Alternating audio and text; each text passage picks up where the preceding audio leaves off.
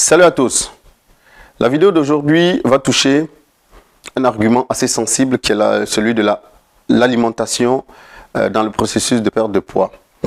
J'ai pour principe de ne jamais parler dans mes coachings, de ne jamais parler de régime. Simplement, un régime nous donne l'impression d'une camisole de force qu'on doit vous mettre afin de vous forcer à ne plus manger certains aliments et à vous jeter sur d'autres aliments qui vont favoriser la perte de poids. Déjà, il faut savoir que si vous perdez trop drastiquement du poids, votre corps va se mettre en mode réserve et à un certain moment, vous ne perdez même plus de poids.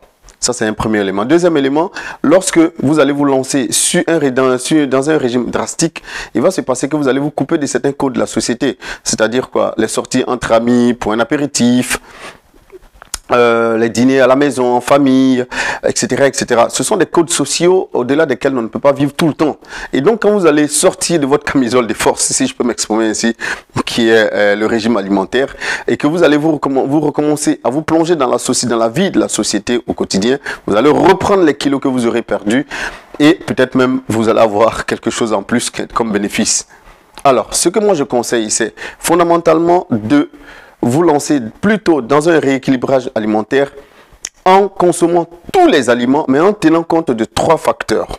Leur teneur en eau, leur teneur en calories et leur teneur en protéines. Ces 3 éléments doivent être des éléments qui doivent vous guider à la recherche des aliments rassasiants. Je vais vous donner un exemple simple. Prenez une pomme et une barrette de chocolat. Si vous avez faim, vous mangez une pomme, elle va vous donner l'impression d'être rassasié. Elle va vous donner l'impression de la satiété. Et pourtant, elle vous aura apporté très peu de calories. Cela va vous remplir l'estomac sans vous apporter des calories excessives. À côté de ça, si au lieu de manger une pomme, vous mangez plutôt une barrette de chocolat, il va se passer que la barrette de chocolat, non seulement elle va même pas vous donner l'impression de la satiété, mais vous allez en manger plusieurs. Or, la barrette de chocolat en elle-même contient beaucoup plus de calories que la pomme. Plus vous allez en ingérer, plus vous allez consommer évidemment de calories.